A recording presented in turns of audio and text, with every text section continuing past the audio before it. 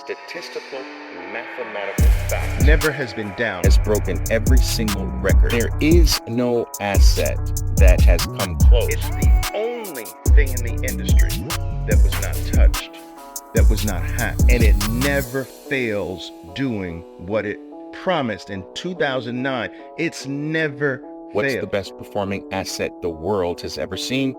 And you'll find out that it's Bitcoin. Good morning, good afternoon, good evening, wherever you are in the world. Welcome to another live space with Oliver Velez. Of course, my name is Oliver Velez, and I'm your Bitcoiner for life, or at least I'd like to be. I'm trying to be. Anyway, welcome, guys. Welcome once again. I believe the last time we spoke here was just a few days ago. Come on in, make yourselves comfortable, grab the beverage of your choice, get something to take notes with. I like taking notes during informative podcast talks like the ones that we have here. For those of you who are experiencing one of my live talks for the very first time, I think it's important for you to know that I do not pass the mic during my spaces. I feel that my style of delivery, my form of sharing my information, my knowledge, my points of view are best served in the format of a monologue.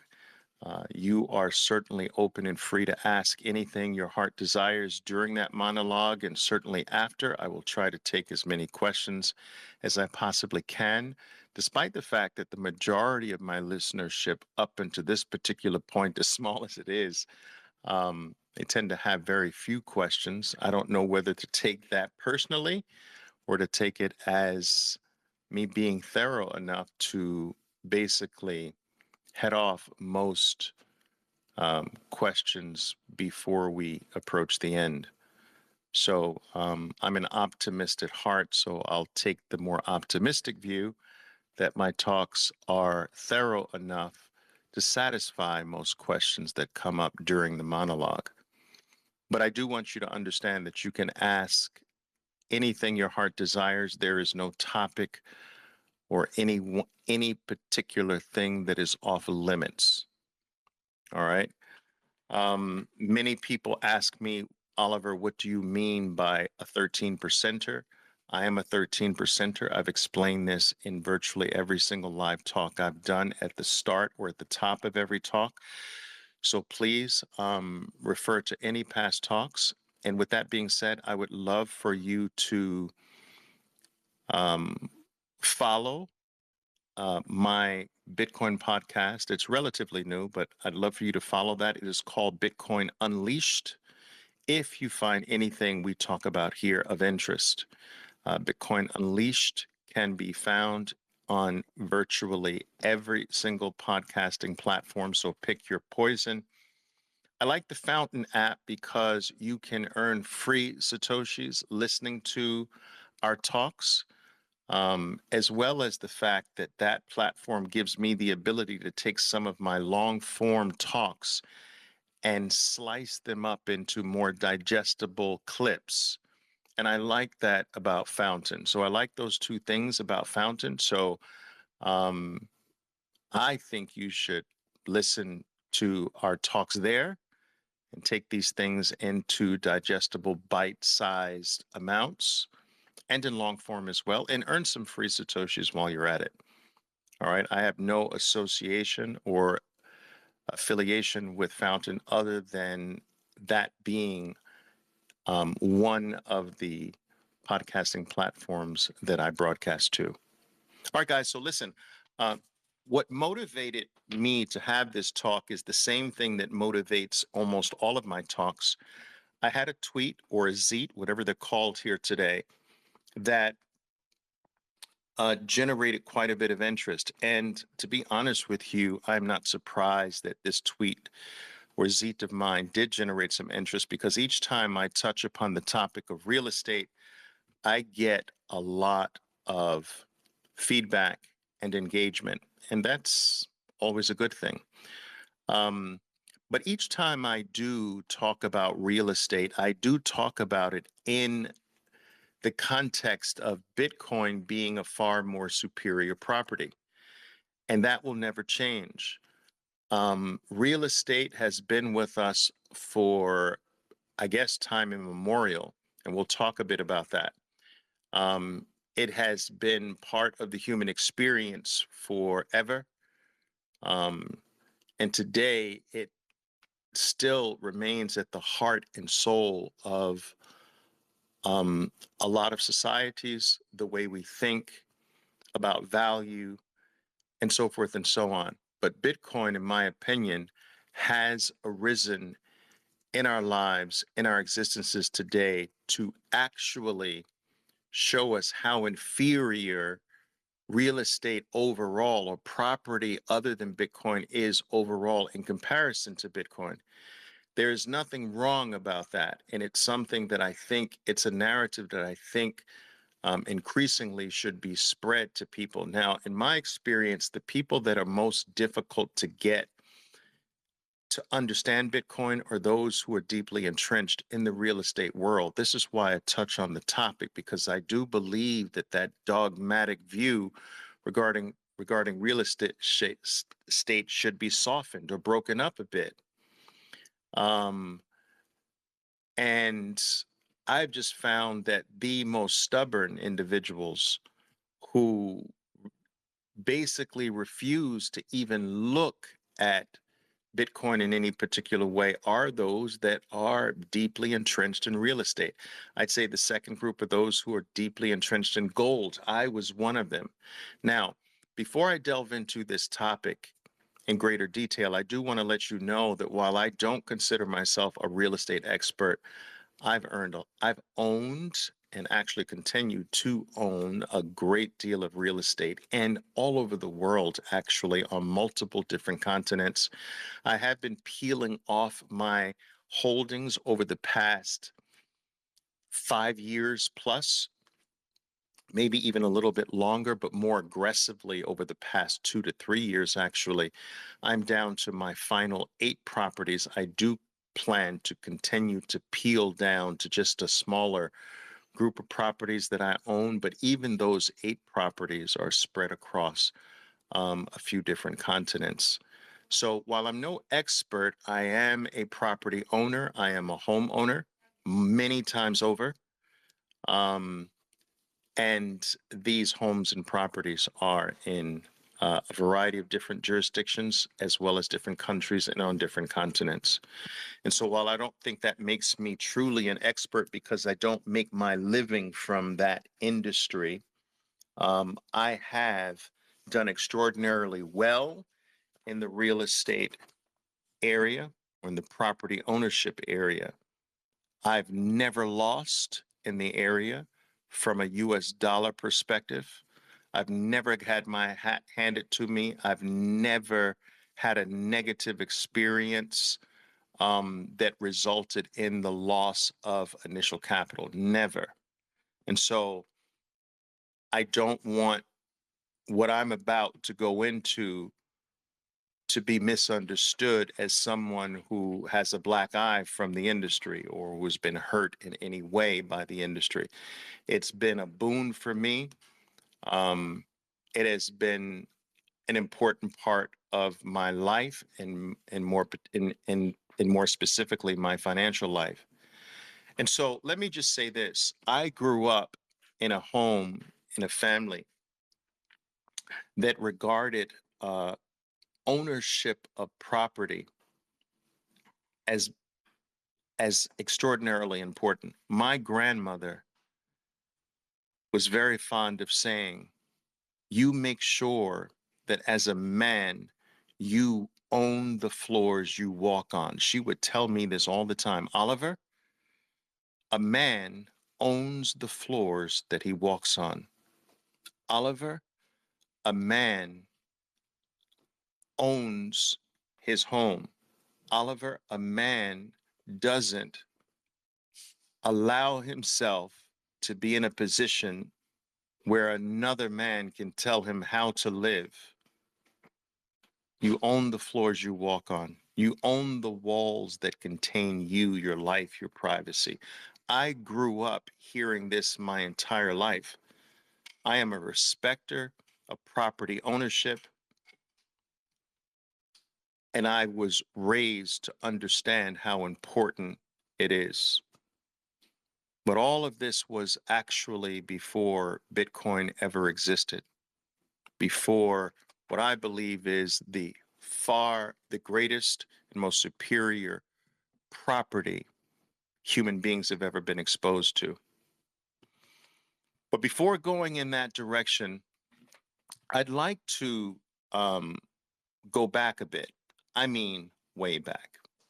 Let's take a historical look at real estate, property, land ownership.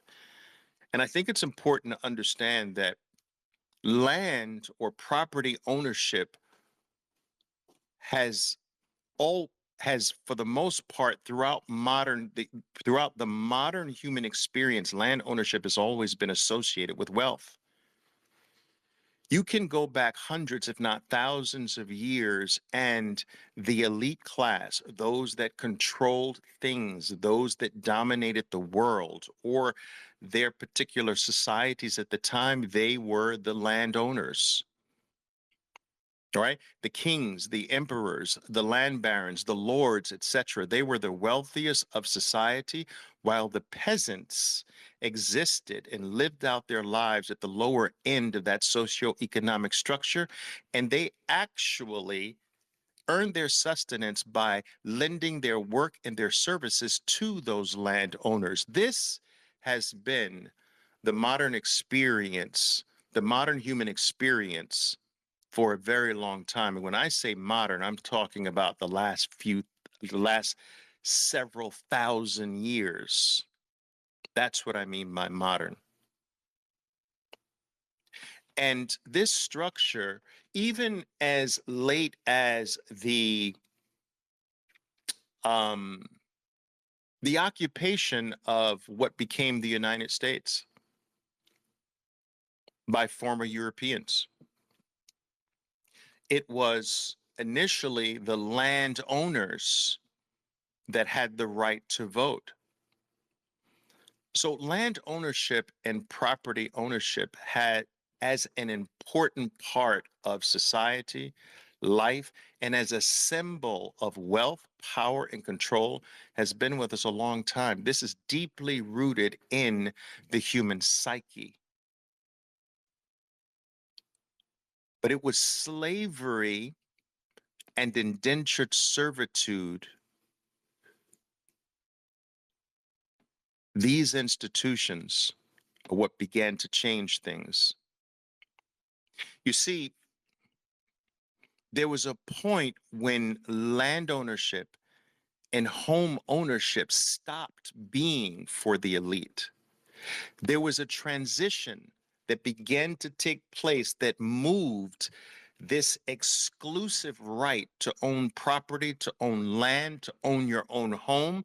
It moved it from the elite of society to general society itself. And it's important to understand how that transition happened, when it happened, and why it happened. Because what I'm here to tell you is that slavery and indentured servitude, those institutions served landowners well. And it was the transition away from the traditional slavery institution and the transition away from indentured servitudism that started this transition, this need to move home ownership and land ownership away from the elite to the masses as well. So there was a point when land or home ownership stopped being just for the wealthy. Now, let me go over this for a second. This warrants us peeling back the onion, if you will, just a little bit more. You see, during traditional slavery, and let's talk about the institution of slavery in the United States. It's the one I'm most intimate with through my study and so forth and so on. That there were plantations that housed a landowner's slaves. Most slave owners were landowners, and the workers of that land were the lowest of the low. They were slaves. And in the traditional form of slavery, you are, as a slave, provided with your home. You are provided with a home. You're provided with shelter. You are provided with your food. You are provided with your clothing. Now, it may not be the best home. It may not be the best clothing. It may not be the best food, but you are provided 100% with those things. In exchange for you being provided as a slave, your shelter, your home, the property you live on, the clothing you wear, the food that you eat. In exchange for those three items, you give up 100% of the fruits of your labor. Your time does not belong to you anymore. It belongs to the master.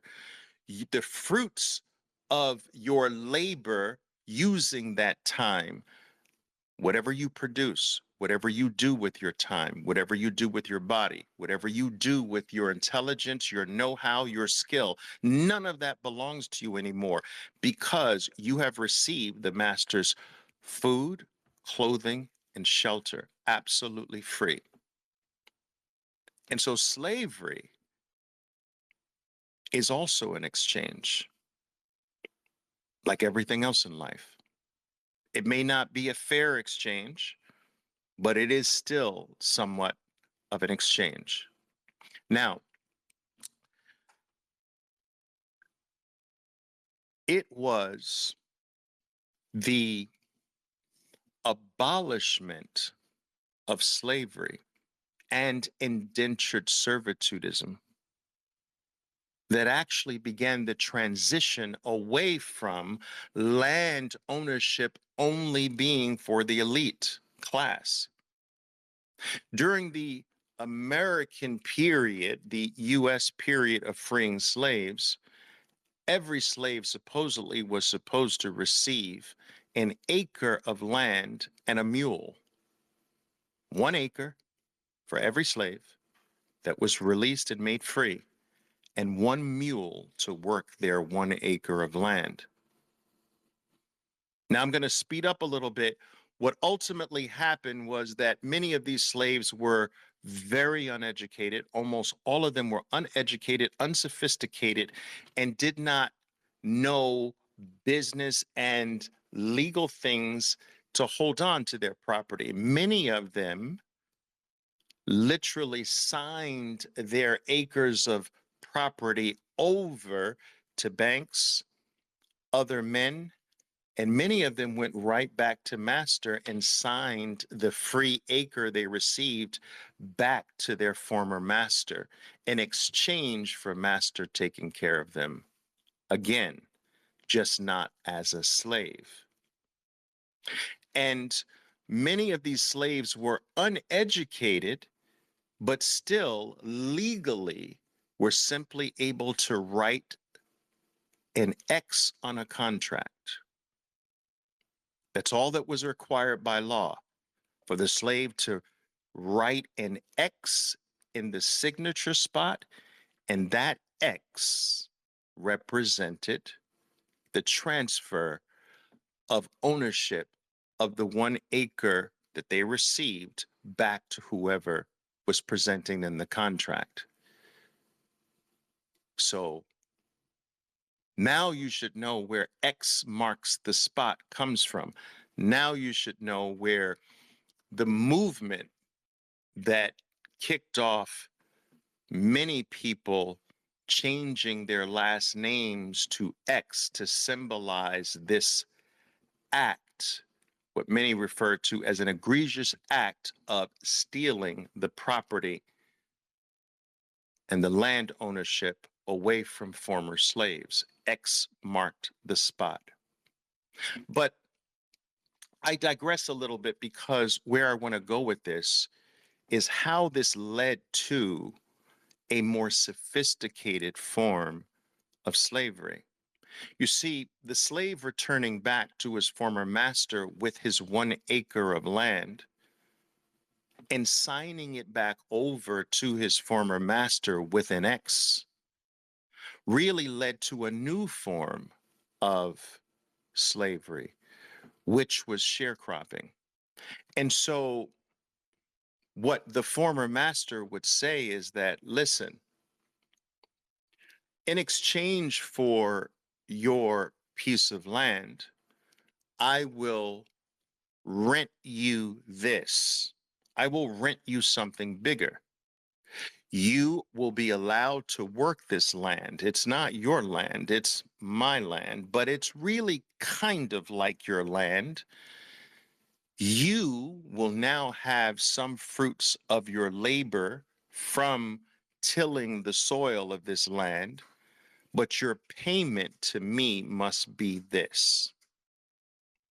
And what this period began to do, what this sharecropping period began to do, was to start the early formation of partial land ownership, but not kind of like ownership, but kind of like ownership, not really ownership, but not really ownership. Like I live on it, but is it I live on it every day. I can do what I want with it, but it's still not quite mine, but it's kind of like mine. You know what I'm saying. So as long as the sharecropper paid his share of the crops from that property, he could treat the property as his. For all practical purposes, the property was his. No one really told him what to do with it, how to do it, what to do with it, as long as the payment for that property was made. And this was the early formation of property no longer being exclusively for the elite, no longer exclusively for the wealthy, but sort of a quasi property ownership scenario.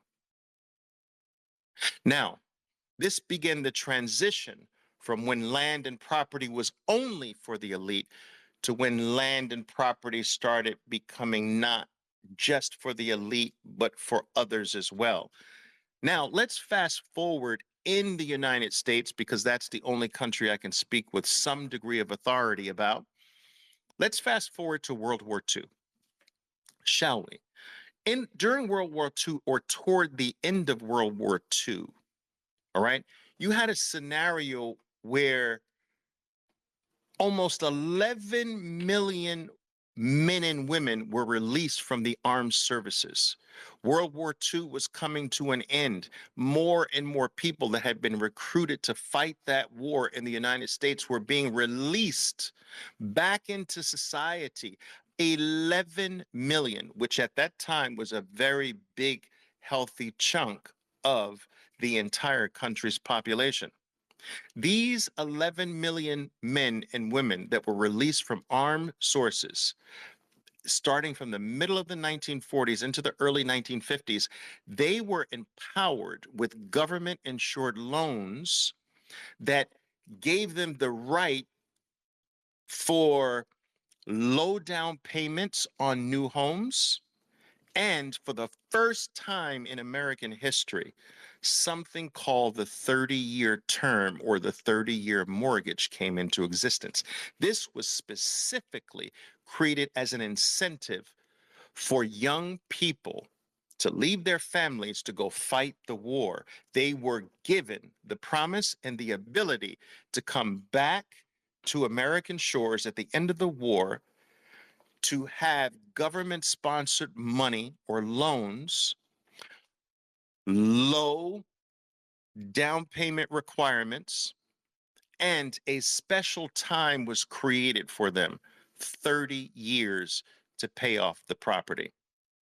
And it was during this period, this push, that kicked off what we commonly refer to today as the multi-decade bull run in personal homes and personal property. It started really right here in the mid 1940s into the 50s. And this became a big boon for the banking sector. The banking sector began to make money hand over fist by it becoming chic, by home ownership and putting individuals in debt for 30 years of the heart of all of their working life, by creating a system, an approach that made people want to go back to a form of indentured servitude, a system that was packaged to create the sharecropper like experience where it's your property in a way, but I hold the title. I will let you stay on this property, but I hold the title. I will let you call this your property, but I hold the real ownership. And as long as you pay me, you can say this is yours. As long as you pay me, you don't have the title to it. But as long as you pay me, you can do what you like for the most part with the property. Is it yours? Not really. Will we say it's yours? Yes. Will we market the fact that will we market it like it's yours? Yes. Will we call it home ownership? Yes. Is it really ownership? No. How do you own something that you don't have the title to? So, what all of this really is just a more sophisticated sharecropping arrangement. All this is a more sublime, fancier financial setup for a form of indentured servitude. And because each property over a 30-year period is paid for 4, 5, sometimes as many as 10 times the value of the property itself over that period of time, it became a financial boon to banks, which ultimately became Wall Street driven in nature. And so the elites began to market this idea amongst all American people. This happened all over the world as well, that home ownership was the way to go. And it was a financially driven mechanism. It had nothing to do ultimately with empowering the people. It had everything to do with just finding a way to quadruple, to quintuple, and sometimes 10x the value of the property. The same thing that used to be pulled on the former slaves, the sharecroppers. You pay me X and this property is yours for the rest of your life. And so understanding that this is the setup is, I think, extraordinarily important because it can only be a setup if you're operating from the foundation of a broken money. This type of arrangement can only potentially be beneficial or can only exist if the money is broken. Because when the money is not broken, the prices of property and homes do not rise. Listen to me carefully, Bitcoiners. Listen to me carefully, traders, individuals, supporters, haters, groups. Listen to me carefully. The prices of property, the prices of homes do not naturally go up in value. They go down in value over time. No one in their right mind would agree that something that I've used for 30 years, beat up, something that is nowhere near as new, nowhere close to the condition that I purchased it in, should actually sell for 20 times more or 10 times more. That is only in clown world that actually exists. And because it has been so indoctrinated in our society, because we're so brainwashed to believe that no, an old house, an older house that I used and beat up should be worth more. We've been so brainwashed that it makes sense to us today, but that doesn't make sense. All right. My used things should not sell for more than what I purchased it for before it was used. In a world where your money is not broken, all things go down in price, they don't go up in price.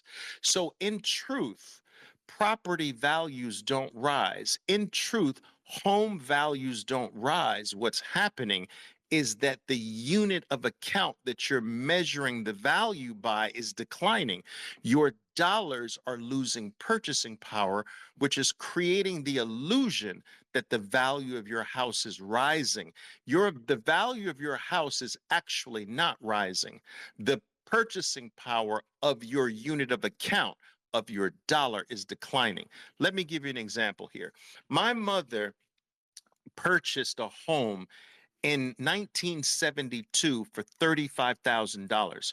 She put $3,000 down on this property. She sold that home a couple of decades later, the same home for 30 that she bought for 35,000. She sold it for $850,000. Now, some people would say, well, that's a great score. Did the value of that home go up, or did the dollar's purchasing power decline? This purchase of my mother's just so happened to be right around the time when the US government severed the dollar's convertibility into gold. So we took the final step of going completely off the gold standard, which accelerated the devaluation of the dollar and its purchasing power more rapidly than at any other point in history. And this largely began to fuel. This is what fueled the illusion that your property values are going up. But when you factor in the loss of purchasing power against the so-called or seeming rise against your property, it doesn't net out to be that big. As a matter of fact, I've done the math for you. Some of you who think your property values go up 10 or 12% a year are really experiencing 2 to 3% up a year on average valuations when you factor in M2 money supply and you factor in the debasement of the purchasing power of your unit of account, namely the US dollar. So if a dollar in 1972 buys half of what it does of buys half of the value, or buys only 35% of the value in 2023, you have to factor in the loss of your purchasing power with the dollar against the gain of your property over that time, because it's the loss of the purchasing power of the dollar that is actually the majority of the seeming price rise in your property. That it just takes 65% more dollars to buy the same home. You only get a net rise if the dollar's purchasing power stays the same in 1972, 73 to now. That's the only time that you really have a true real gain. If the dollar's purchasing power does not erode and the value of your property goes up. But in a scenario where your purchasing power doesn't erode, property values don't go up because they're used. My mother's property that she sold several decades later for $850,000, the neighborhood had gotten run down. Crime rose quite dramatically from the time she bought to the time she sold. The school systems had been eroded over that time. My mother never added to the property. All right. It was nowhere near the mint condition she bought it in, yet she was able to sell it for 850,000. Only in a freaking clown world does that work. Only in a world where your money is broken does that work. And so it should be clear when you see this for what it is, that Bitcoin as a property itself, which does not lose power, a property that you can't lose purchasing power. You can't lose purchasing power in over time, that can't be debased, that can't be eroded, is a far more superior property. And what I find interesting, what I find interesting is how we're so indoctrinated that we're so indoctrinated and brainwashed still to believe that there is some true premium that is deserved in a used up piece of property, that we fail to see the characteristics that prove that that's not true. So let me touch on this topic of what utility value is and what a monetary premium value is. And I'm actually surprised and shocked this very day that there are people that still don't understand this concept. But that's neither here nor there now. Let's delve into it just for a second. Most things have some utility value. Not all things, but most things. A home has a utilitarian value. It serves as your shelter. It serves as a place to raise your family. That's utility. All right. Utility value does not have substantial price increases, value increases. Utilitarian value historically stays rather stable. And homes, I'm not talking about all forms of property here. I'm just talking more specifically about homes here. Homes have a utilitarian value, but even commercial property has a utilitarian value. It has utility. What has mushroomed because of this broken system and because of the debasement of the monetary unit, because of the loss of purchasing power of the dollar, property, real estate, has developed what's called a monetary premium on top of the utilitarian value. So there's a point at which you leave the value of utility and start going extra. This is now worth more than its utilitarian value. That's called monetary premium. And real estate has been a good investment over the last several decades because its premium, the price over and beyond its utility, has been allowed to mushroom along with the debasement of the US dollar, the monetary unit.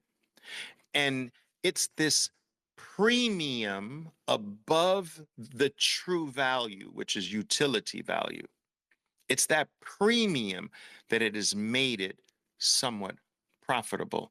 Not as profitable as you think, but somewhat profitable, marginally profitable. Now, when I say this, I always get pushback by people who are in hot markets. Please understand, this is barring the exceptions, barring the hot markets, the Miamis, the Manhattans of the world, the Westchester counties of the world, where I lived most of my adult life.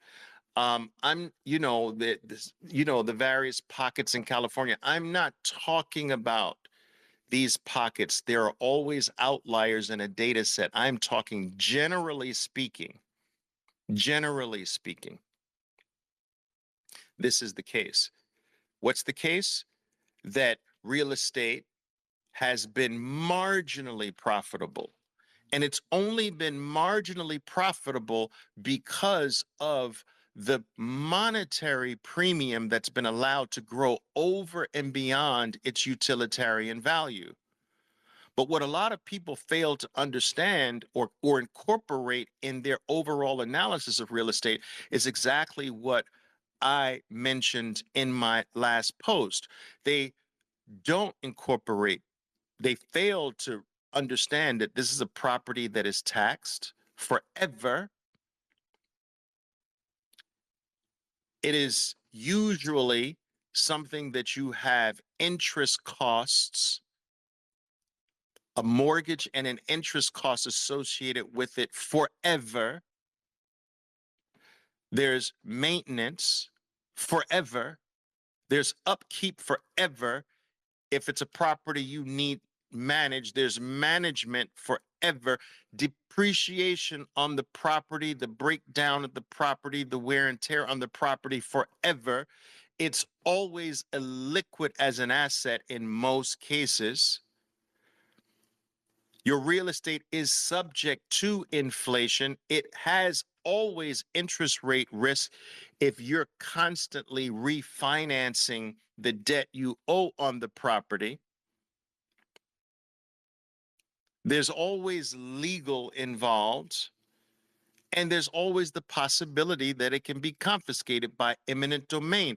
All of these things, along with its immovability, along with the property being subject to the political whims of the day, all of these things chop down the real true value of real estate as it's been marketed to us.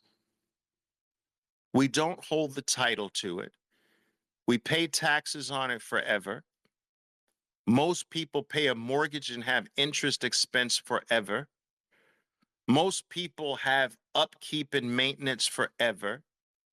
There will forever be wear and tear on the property, and so forth and so on. And so when you factor in the monetary debasement of the unit you're valuing the property in, it on averages comes out to about 3%.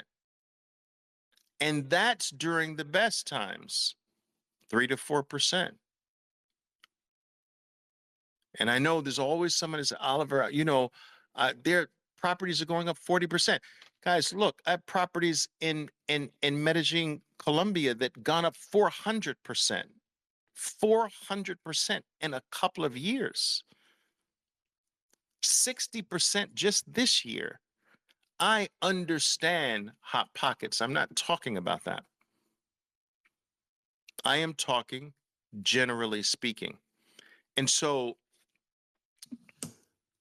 what I think it's important to understand is that real estate is not bad. I am not saying that it is bad. I do think it's important to understand where the push came from, how it is used as a tool to enslave the vast majority of people by keeping them mired in debt and by keeping them on the hamster wheel working for other men forever. That is part of the real estate trap. The lifelong indebtedness is part of the trap. The fact that you don't own the title during this lifetime payment into it is part of the trap. And yes, you have been able to sell the property for a higher US dollar price in most cases than before. But I believe that that error is starting to wane and will ultimately come to an end, like all errors do. You no longer have lower and lower and lower interest rates. And this is another thing that people who are loosely in the real estate game, they fail to recognize or purposefully ignore for one reason or another, that one of the biggest fuels behind the real estate surge over the past 40 years in particular is interest rates declining from near 20% down to zero. And so the name of the game was to constantly refinance. Interest rates are going lower, you refinance, which gave you almost an instantaneous profit. You refinance. As interest rates drop, you refinance. Well, that game is over. You're no longer going to have another 40 years of lower interest rates from this particular point. You'll have a tiny, incy bit lower, but you're not getting a 40-year decline in interest rates anymore. So the real estate world has lost that jet fuel that was basically 80+% of why it did so well during the last 4 decades. That period is over. And thank God that as it's over, a new period of property ownership has come into existence for us, namely Bitcoin. And what is so beautiful and unique about Bitcoin is that despite the fact that the traditional property ownership and real estate ownership was supposed to be for more of the masses during this transition after slavery, it still remains somewhat elite and only was made available to the middle to upper middle class of society, that your lower classes still largely were not homeowners. Well, this brand new form of property ownership called Bitcoin has come to change that, because for the first time in the human experience, Bitcoin is a property that is accessible to every human being on earth, yet it is a property that is not controlled or touched or manipulated by any human being. Every human being can access it.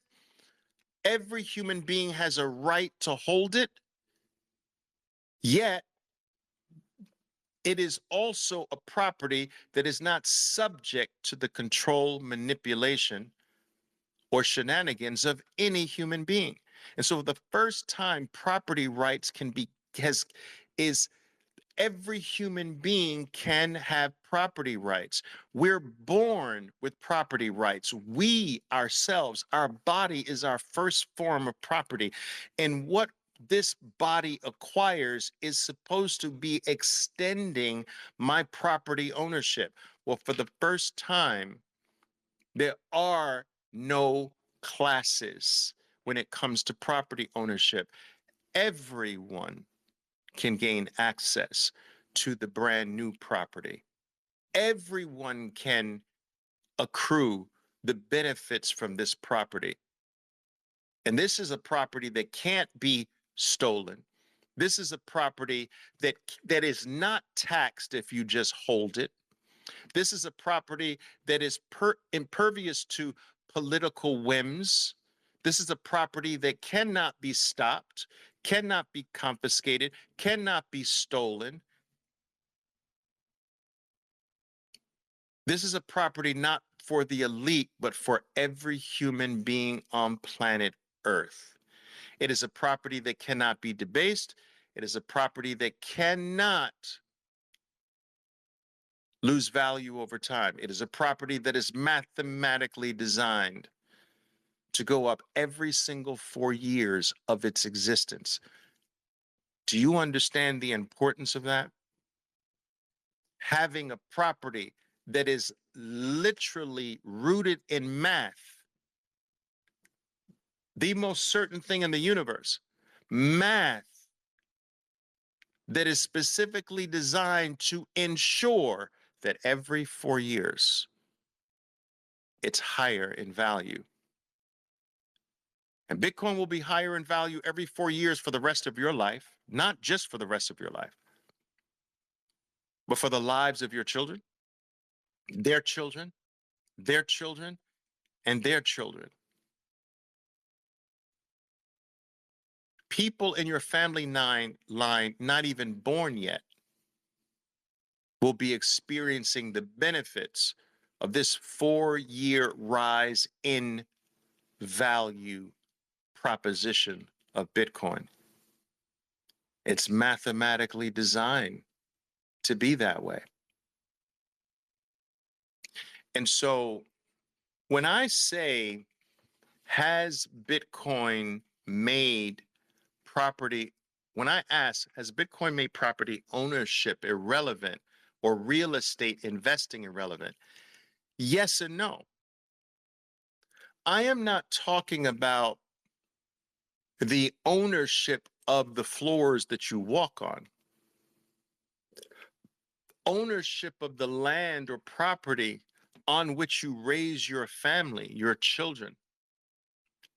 That is not what I'm talking about, that I believe Bitcoin is starting to make obsolete. Owning the floors you walk on will never be obsolete. Owning the land on which you raise your family will never be obsolete.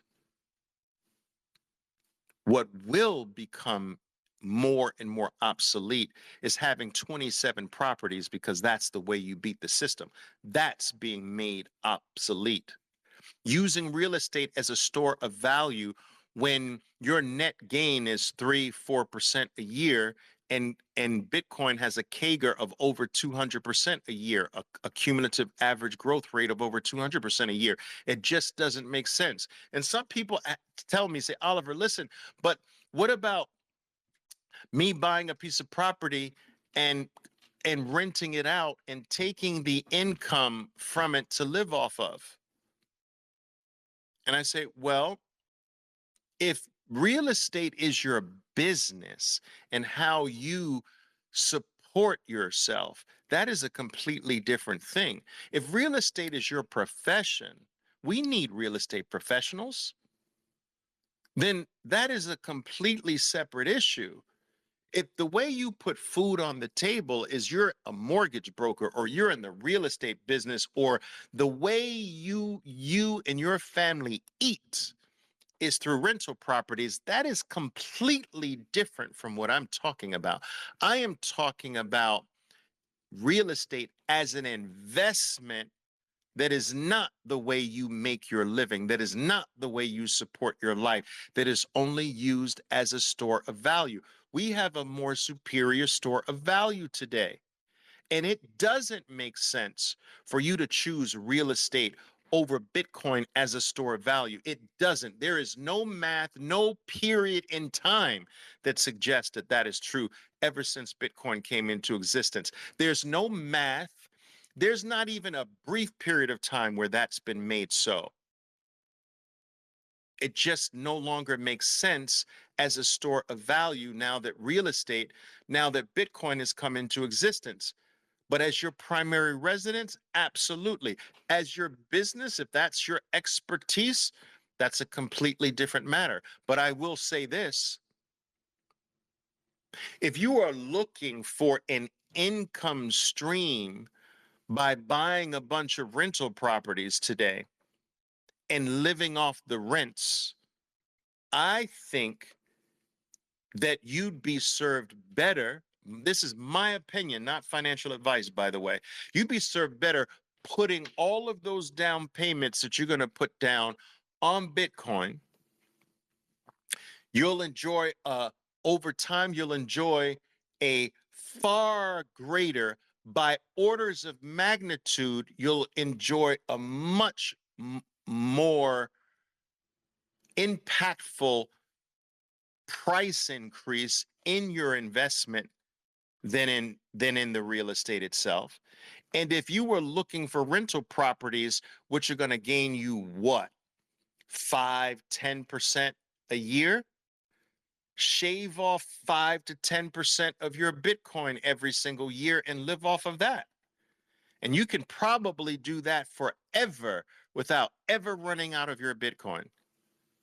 Shaving off 5 to 10% a year forever, because the price gains over time will more than replace your 5 to 10% that you're peeling off. You can create an income stream from your Bitcoin. This simple math. It's not rocket science. That's not complex. And I believe that products like this that make it very easy for the common man to do this with their Bitcoin is coming to us in the next few years, not the next few decades, the next few years. You're going to be able to live off your Bitcoin. You're going to be able to not have to sell it in large amounts. You're going to be able to borrow against your Bitcoin at will and at whim. You're going to be able to get anything on planet Earth you want with the most pristine collateral on planet Earth. Why is it more pristine than your piece of property? Why is Bitcoin more pristine than your home, than your land, than your farm? Because it is infinitely divisible, because it has mobility. It is not subject to one location, one market, one type of buyer. It is universal in nature. It is global in nature. It is immutable. It is outside the purview and the control of every single government on earth, every single individual. It is open 24 hours a day. It is never down, never sick at sea, and it happens to be the most secure network the planet Earth has ever been exposed to. It is fungible in nature. It is transferable and transportable through space and time. And it's invincible. You can't hack it. You can't stop it. You can't halt it. You can't control it. You can't even outlaw it. How do you outlaw 12 words? How? How do you outlaw math? 1 + 1 = 2. How do you outlaw math? How do you outlaw language? Oh, you're no longer going to be able to use the letter B in our language because that stands for Bitcoin. No one can outlaw letters. No one can outlaw words. No one can outlaw math. Bitcoin is math. Bitcoin is letters. Bitcoin is words. And because it's digital in nature, it is available to every living human being, and every living being living on planet Earth today can access Bitcoin without the permission of anyone and absolutely free. No document needs to be signed, no approval process needs to be gone through, making it truly the most global asset the world has ever come in contact with. You can't do that with Apple. Can't do that with Google stock. You can't do that with farmland. You can't do that with homes. You can't do that with any asset on planet Earth.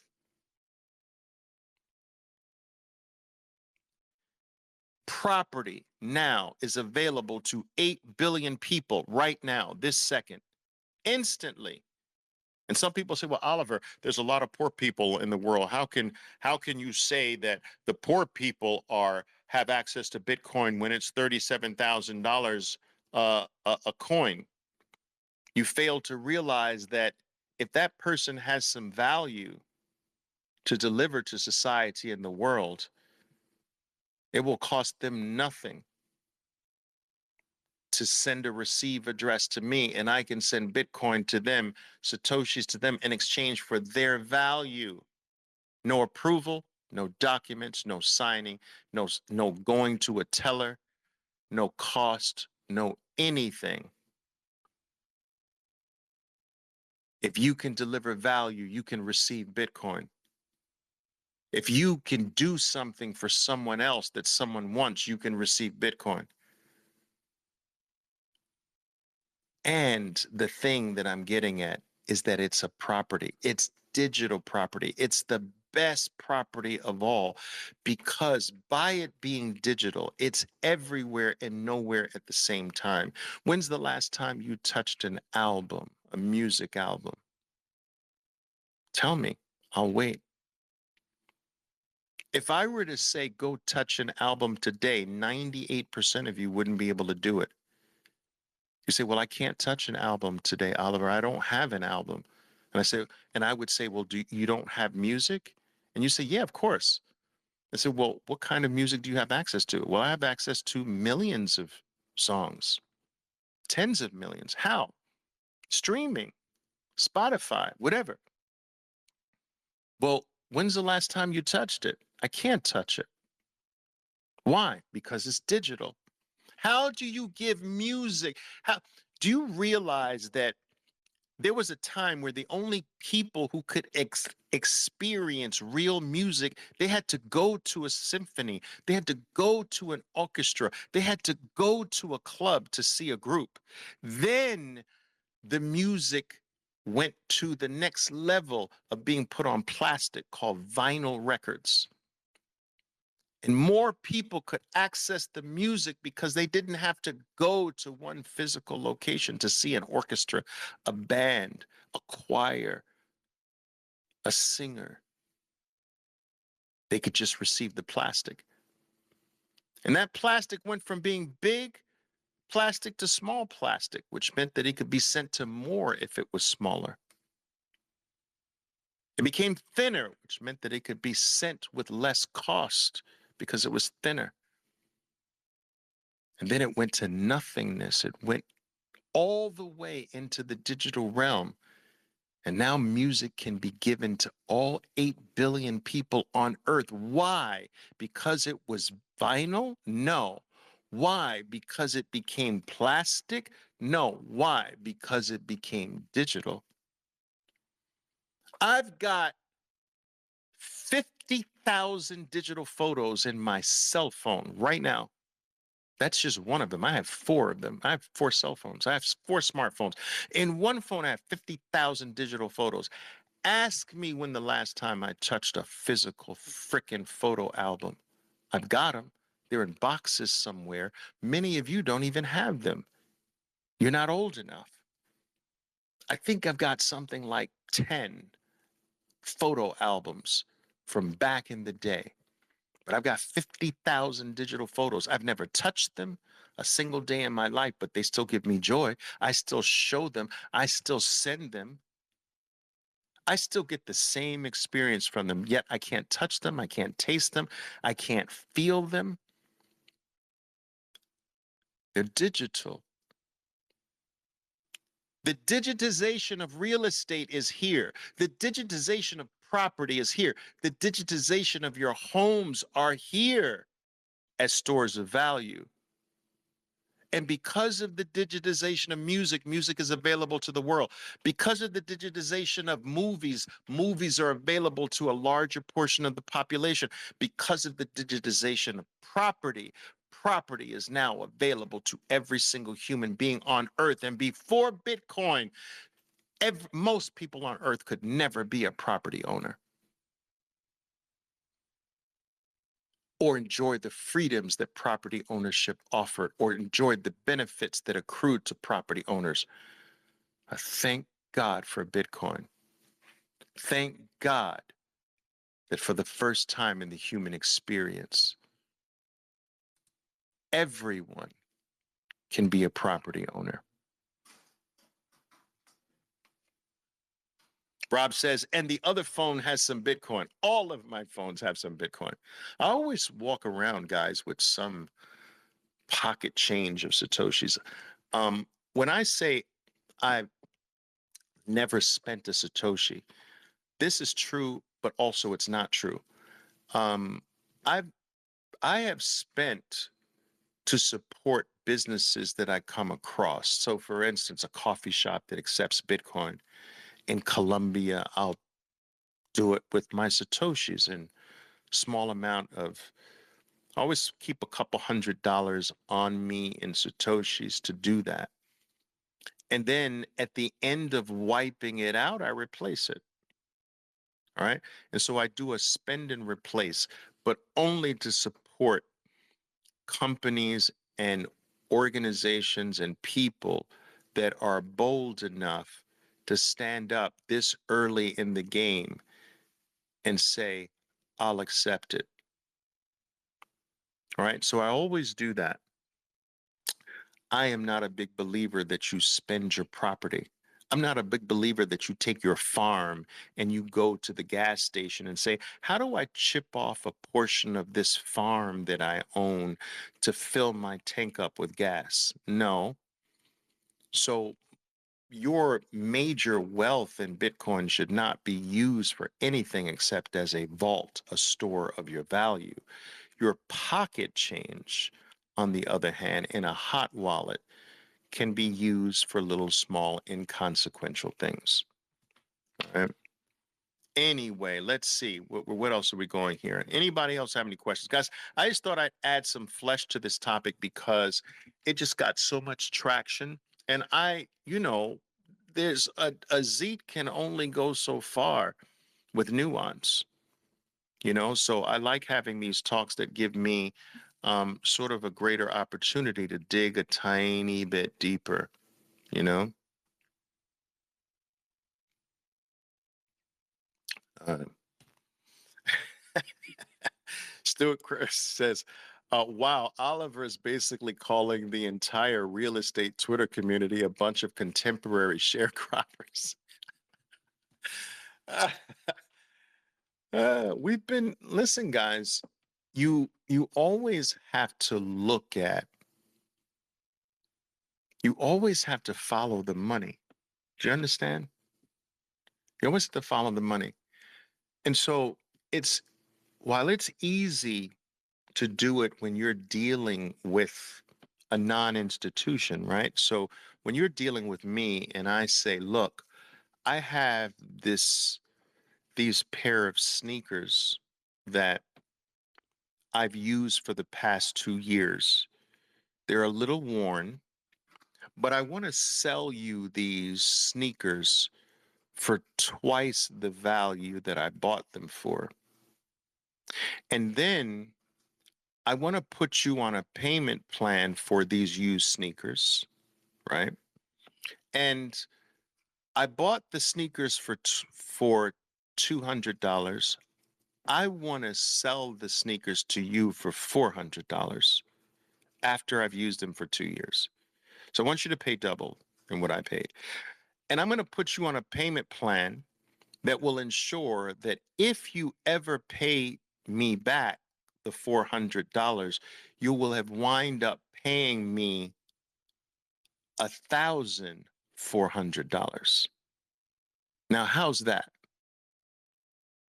Now, no one in their right mind would accept that, but that is what we've been sold.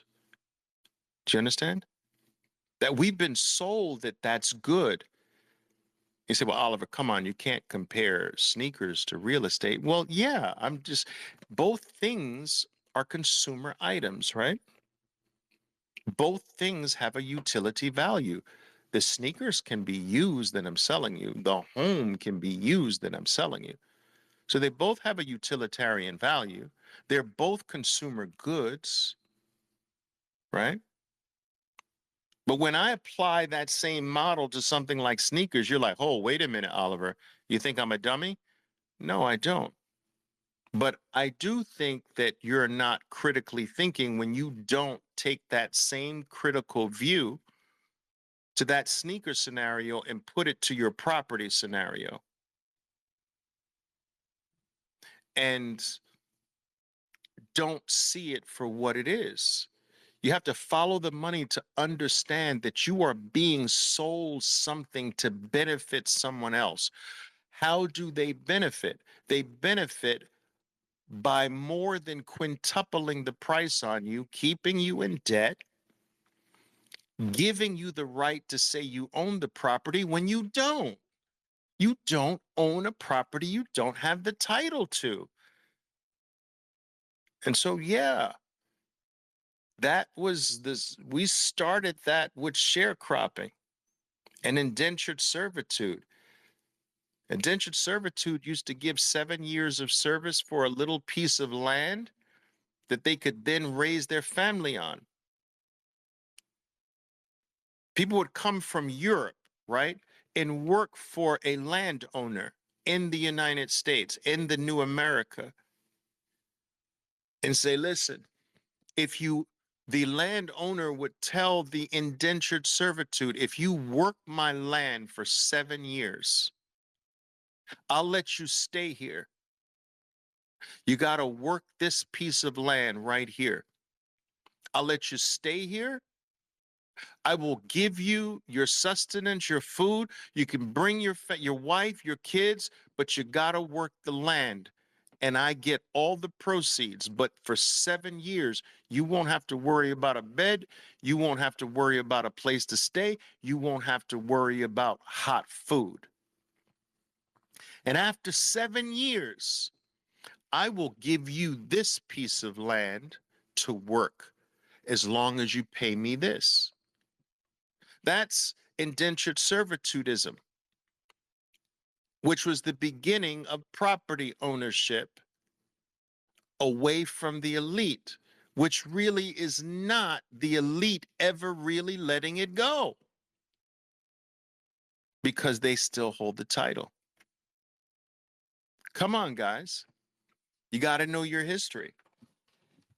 You got to know your history. All right, let me see. Is there anything else here? I don't see if you guys never ask questions, man. Never.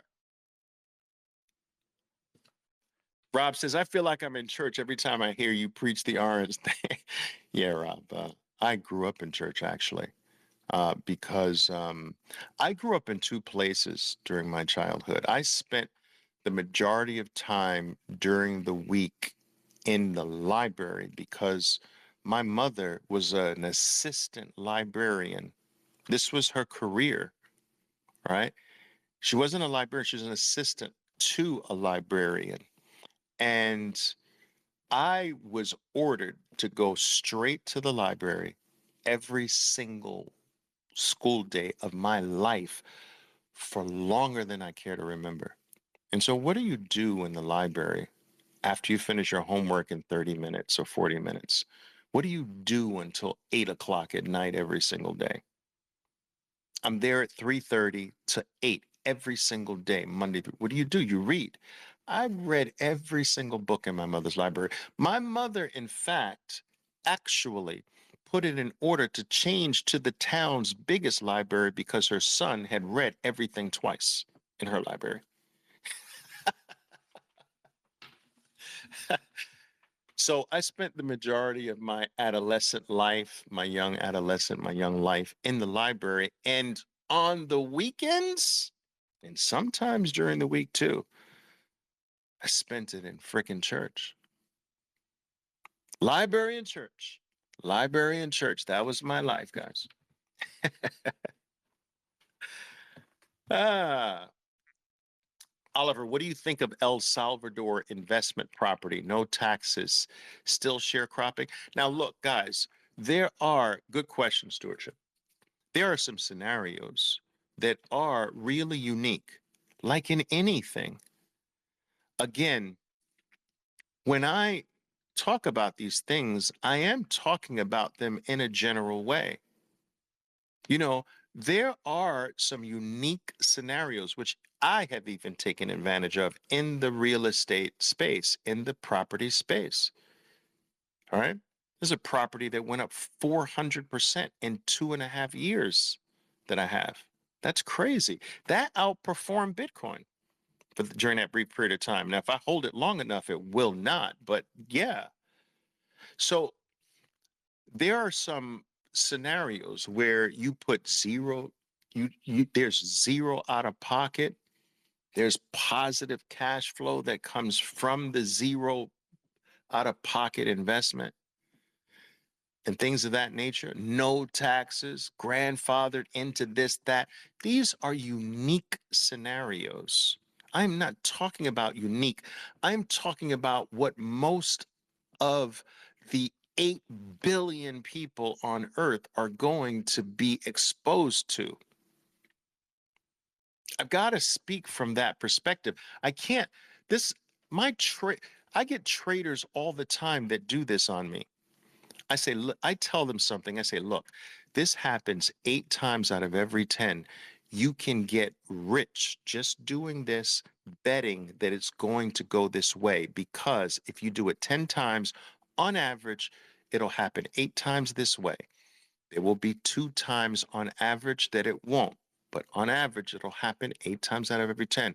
And invariably, I have traders that say, Oliver, look at this. It didn't happen. Yeah.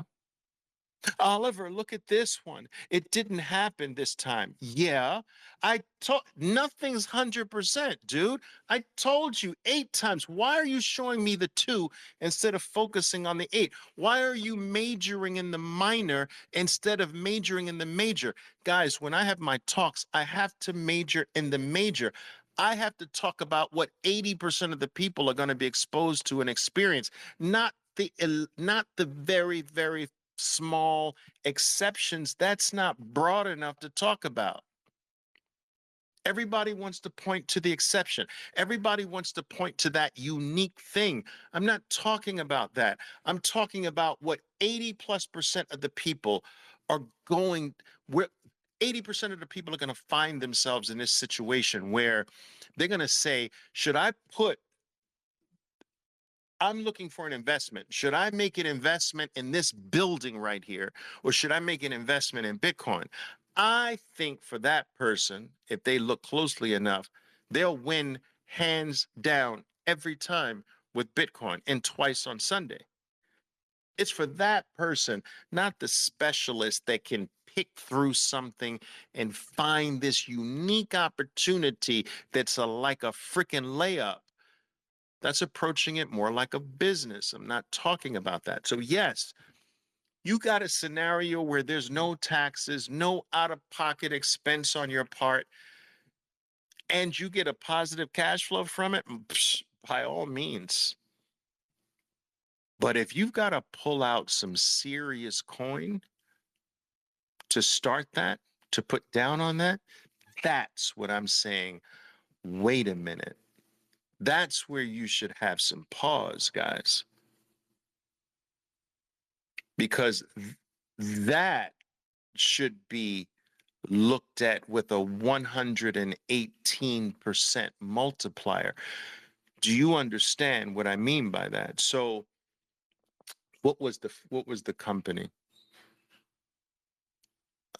Is it Bank of America has a 118% multiplier on Bitcoin.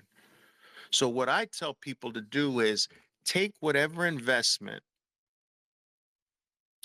that you're going to make in something else outside of Bitcoin. Now I want you to take that number and multiply it times 118. Do that for me.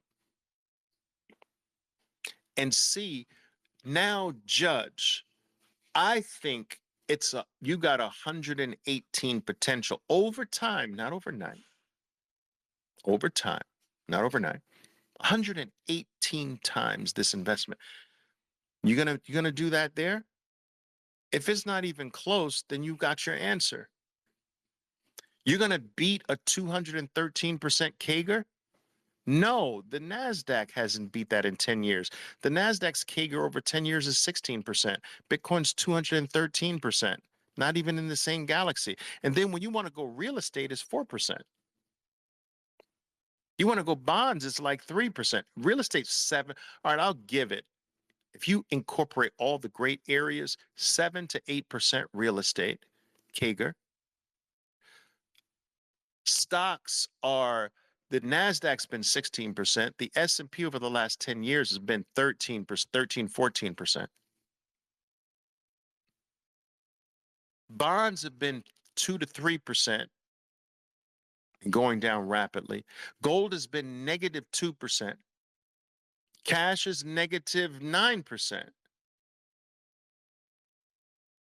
So from -9 to 2 to 3% to 6 to 7% to 12 to 16% is all you get in everything else. And then you jump to 213% Bitcoin. Guys, it's hard to even consider anything else other than that.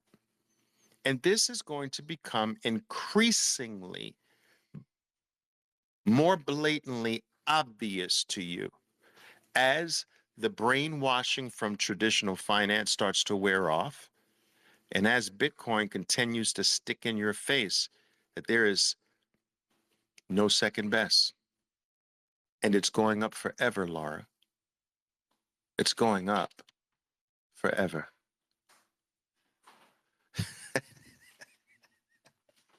All right, guys, look, thank you for attending. Thank you for coming. Thank you for I just thank you for being here. You know, I'm always fond of saying that when you're here, whether you're here live or listening to this in a recorded fashion, you are giving me something that you can never get back. You're giving me the only thing that's really more precious than Bitcoin, which is your time. You can't get your time back. I appreciate you giving it to me. And I made a vow almost 3 decades ago that I would do my very best to deliver something of value, something that I believed in my heart and soul you'd be able to use over and beyond this particular point in time that we shared together. I hope I've done that here today. I hope I've delivered something of value. I hope I've caused you to think about something. And if I haven't, if I failed in that regard, I promise you every single time I'm going to get better and better and better. I'm going to try. All right, guys, listen, enjoy the rest of your day. And you know what to do. Go to work. Go to work, Bitcoiners. Stack harder. My name is Oliver Velez, and I am your 13%er Bitcoiner. Be safe out there, and until next time.